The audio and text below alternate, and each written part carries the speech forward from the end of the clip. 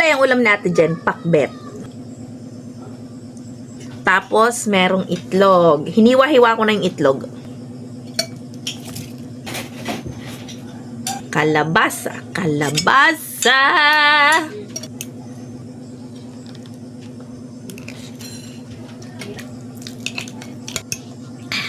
Ayos, ano ate?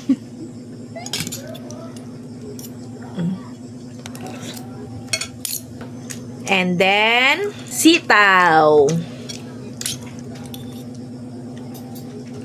Kumakain na si ate dyan ng gulay. Sinamahan ko ng itlog kasi hindi kakain niya ng walang itlog. Para naman masanay-sanay naman siya. Kalabasa ulit. Kalabasa, pampalinaw ng mata.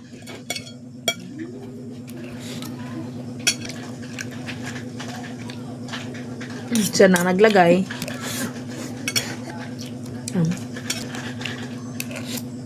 Kailangan gulay-gulay din tayo, ate Jen. Ano?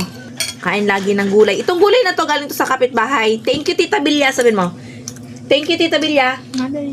Thank you po.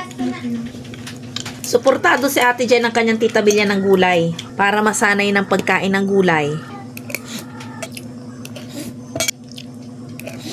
Sitaw.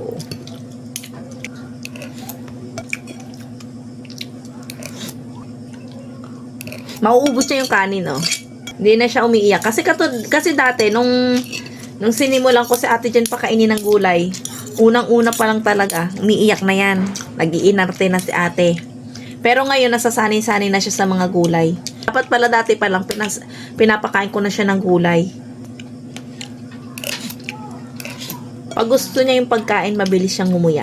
Pero kapag ayaw niya ng pagkain, ako, aabutin niya ng mga 5 minutes bago niya malunok. Oh, hindi ko pa yung nilalagyan ng itlog, kinain na.